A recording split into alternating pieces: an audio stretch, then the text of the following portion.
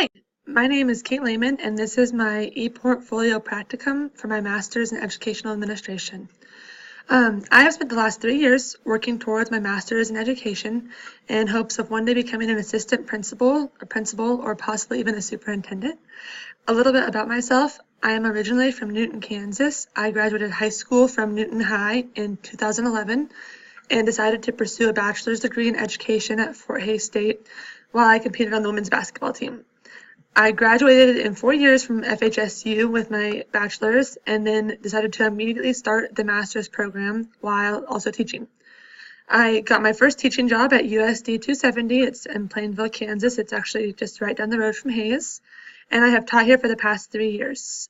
In my 3 years, I've had the opportunity to be a first grade teacher, a third grade teacher, and a fifth grade teacher. I've also had the opportunity to be the head high school volleyball coach and the head high school basketball coach. I really, really love my job. I love the community I work in. It's been a really, really good fit for me. Teaching so many grade levels and coaching 2 sports has given me the opportunities to interact with students like at every level, from kindergarten to 12th grade. And I can say I know almost every single student in our district, which I think is pretty cool. A couple of goals I have professionally. While continuing to work in the classroom, I would like to foster deeper relationships with administrators in my geographical area. I've gotten to meet a few through different workshops that I've done, and I think building those relationships is just critical. I also, if the opportunity arises within the next couple of years, would like to pursue a teaching changing job and maybe be a principal or an assistant principal, do something in administration. Probably not next year or the year after, but within the next 5 years. I think administration is kind of where I want to be. And then I plan to start working on my doctorate before too long and do something with that. Personally, my husband and I are expecting our first child in like 4 days. And so my first goal is to raise a happy and healthy child and then improve my marriage and have a successful marriage while raising a child. And then lastly, to make a difference in the lives of the students and athletes that I get to interact with every day. And those are just kind of my 2-year, 5-year, and 10-year goals. So hopefully I can exceed and meet some of them. For my program or my philosophy of education, let it load here. My philosophy of education is really ever changing. I go back and forth with it a lot. And I wrote this originally 2 years ago when I started this program, and I went back and revamped it last year, and then I almost redid the whole thing again this year when I wrote it. I believe in order to be a successful leader that it's important to lead in a way that students and teachers are eager to follow. I think leadership has as much to do with the students that follow as other teachers. You know, every building has its rotten apples, and I work to be a leader that does not act like a rotten apple and other teachers want to follow in a positive manner. Students and teachers alike require timely feedback in order to improve. Just like I expect teachers to communicate with their students about how they can improve, it's critical that in a leadership position, I can communicate with staff members about how they can improve. And I think informal and formal evaluations is a huge thing when it comes to education, and it's important to always be evaluating staff and the people around you. When it comes to working as a team, fostering a community of respect, open-mindedness, and communication is key. As a leader, I think it's critical that I make sure my staff feels as though they are listened to and their ideas matter. Too often, I think that really good ideas get overlooked because they come from the bottom up instead of the top down. It is my job to provide opportunities for teachers to be successful, whether that means in to different professional development events or things like that. School systems won't improve unless teachers improve. For students and teachers to be successful, it takes a whole team, support staff and community members included. They are just as critical to the team as the teachers and the administration are. I think it's important to do what is necessary to make my staff feel appreciated and listened to. It's also important to involve community members and key stakeholders in the process. And lastly, this is one that I have a hard time with, and it's probably been the biggest change in my philosophy, is that students and teachers alike need tools to learn, appropriate tools for learning, and that means that we let students learn in a creative environment, even if that means not being a teacher-led classroom or a student-led classroom. Teachers should be a guide rather than just a source of information, and too often I think teachers just spew out information when they should be letting kids discover and learn on their own. And then keeping lines of communication open rather than just giving out information, I think, is very important. On my resume, I'll just go over the top part of it with you. The bottom part is not as important. I have spent, like I said, the last 3 years at Plainville USD 270, and in those 3 years, I've taught first grade, third grade, and now I'm teaching fifth grade, and I actually do sixth grade also. I get to do science, reading, and computers, which is a lot of fun. I really love it doing it. And then I'm also have been the head volleyball and basketball high school coach from the fall of 2015 until this year. We just wrapped up our basketball season actually. I student taught in Hayes, and then I also did several reading and other internships in Hayes and the local elementary schools around that area. Some of my most valuable experience was being a substitute teacher. I substitute taught for 2 years, and you can learn more about students in the teaching world by being a substitute than by doing anything else. I would recommend that any student that thinks they want to be a teacher should really try and be a substitute first. It's one of the most challenging things I've done. Activities. Let's go ahead and start with this bibliography. If you want some really good sources about behavior in the classroom and things like that, you should check out some of my sources. I wrote my annotated bibliography over social and emotional behaviors in K through 2 students, and specifically on the effects of divorce. But along with that, I was able to use just a ton of resources throughout the program to help learn more about how the behaviors affect students. And I'm going to go all the way down here to my different resources. And you'll notice that a lot of them have to do with divorce, but there's a lot of stuff about behavior in each of these resources. And to me, it's just so interesting to see how different home lives and situations create different behaviors in students. I was in a classroom last year where almost half of my kids came from split homes, and it was just crazy the difference in behaviors. So if you want to have a deeper look at these, I won't spend a ton of time on it or I'll run out of time for everything else, but there's a ton of resources that talk a lot about behaviors and how to help students with different behaviors. I think it's pretty interesting stuff. When I go to my activities, we'll start at the district level. With my district level activities, I was able to do a lot of things with the community, which was really helpful. It helped me learn about the different community members, stakeholders, and things like that. I'll scroll down to one of my first ones about it. This was a PowerPoint that I got to do that was over understanding my community in Plainville. And I actually got to show this to a couple of people that have been here for a long time. Our mayor came and checked it out. And some of the stuff I showed her, she's like, oh, I didn't know our population had grown into that. And it was really interesting just to be able to teach her a little bit about the community that I was just learning about. That was one of my favorite projects that I got to do. And then I also have for FERPA or FERPA cheat sheet that has used in our whole district. It's for the Family Educational Rights and Privacy Act. This is up in our K through 12 special ed rooms, which I thought was kind of neat that they used my work.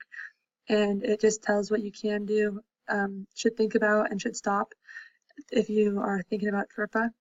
And then here's another video about community demographics. It talks about all the different things in Rooks County. My first video was mostly over the Plainville School District, and this one goes over the whole entire community. So it talks about like the Stockton School District, the Rooks County Health Hospital, and a couple of other local things. And then coming back up here, this was a document I wrote over assistive technology and how it can be used in the classroom at all levels, which was kind of neat. We actually were able to get some of the things I talked about in this paper to help with some of our students that have special needs. And then up here is a system analysis of our budget. This was one of the tougher projects I've gotten to do. My principal actually helped me work on this one-on-one when we were doing some things, and that was really cool. It was over the budget for the school. And then this is the Children's Internet Protection Act. We have had a ton of issues with cyberbullying in our district, and that brings me kind of to the high school level. This was a PowerPoint that was actually shown to a couple of kids in our district because of all of the issues we had with cyberbullying and all the texting and things like that, which brings me to my next point. For secondary education, I was able to make a PDF over cyberbullying, and it talks about what it is, what it looks like, high-risk areas, occurrences, why students don't report it, when to report it. It has just a lot of really good information. This was printed off and given to all of our students in our secondary classroom. It's been a big deal. Along with that, I also have everything that is used, means of communication at our secondary level. We have this call system that we use, and that's what this is. I have a video over inclusive leadership and what that looks like at our high school level. I have done a lot with our scheduling committee, so this is the schedule that we use. It's a line schedule. Everything down here is what the high school is, and then this is the elementary school. This is tough. As an administrator, I didn't realize quite how much time was spent scheduling. There's a lot. And then this is a weekly behavior or MTSS thing that we've started. And if you click on the link below it, it takes you to a week-by-week form that looks like this. It's pretty neat. And I helped with that a lot in our high school building. And then lastly, I'll go to my elementary stuff. Elementary is definitely where I've gotten most of my experience when it comes to things that I've done to meet my different standards. One of the first things that I have is a supervision schedule. I worked closely with my principal to make the supervision schedule for our lunchroom, our AM walking, our PM walking, and some other things in our building. And that's what this first sheet is. It has all of the different teachers in our K through 6 building and when they're supposed to report for what duty. And then my next thing is over interactive technology. We have been able to get a lot of new technology in our building through a grant that was written, and this goes over some of the technology we use, like our smart boards. Next is a PowerPoint over the evaluation process unique to our building. It talks about the McCrell system that we use, and actually I have shared this with a couple of their new teachers because I know the system was so overwhelming to me when I first started, but that's been really interesting. This goes over the free and appropriate public education. This is another thing that our special education room has used, and I worked with my principal to help kind of design what it looks like in our building and what Section 504 should look like and what the Individuals with Disability Education Act meant to our building. So that was kind of an interesting little document. Down here is perhaps one of the biggest things I've done when it comes to meeting my different standards within administration. We recently developed an MTSS behavior matrix, and we call it the red matrix, and you can actually see it right above me.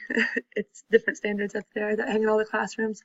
And we went through all the different places in our building and talked about what students should look like when they're in those buildings. And we had a team, I don't know what happened. We had a team that worked on that, and I was on that team, and it was pretty neat. And then down here we have our line schedule. I had mentioned that with the high schoolers, I had done a lot of scheduling. I also helped with the elementary schedule.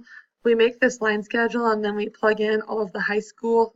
This is all of the high school special stuff. And then teachers go through, and we work on putting in when they're doing their reading, their math, and all of those things.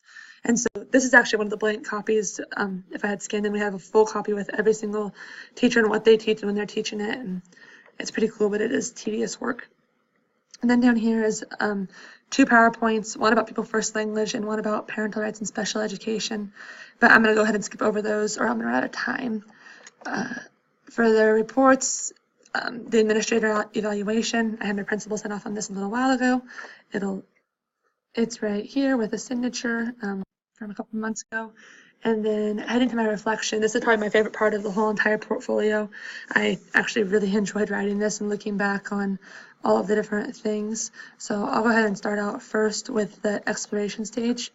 When I started this journey, I had a lot of preconceived notions. I really thought that administration was a lot more about being with the students and doing walk-ins into the classroom. I didn't realize that all of those times the principal was walking in and checking on me and talking to me and things like that was really just her way of doing informal evaluations. Until I took my evaluations class, I was like, oh, okay, that's what she was maybe marking on her clipboard is, the informal evaluation stuff. And I thought a lot of it was just to kind of see the kids and see me and check in. But there's so much evaluation in administration, and I didn't necessarily realize that. Moving on down so I don't run out of time. My actual experiences differed really greatly from the prejudgments, which is not a bad thing. Before I started this, I had not spent any time in the standards, and as I became more familiar with the standards, it was easy to see which ones my building administrators were using to guide the future of our building. It was always very interesting to me how the administrators delegate. For example, I'm on a lot of different committees, but what I didn't realize is that my principal's on every single one of those committees also, and in charge of those committees. There's a lot to do. And I'm going to go ahead and start out of time down to my very last paragraph. And my last paragraph, I'm excited to see where this degree takes me. I love my role in the classroom and don't plan on leaving anytime soon, but hopefully I will be an administrator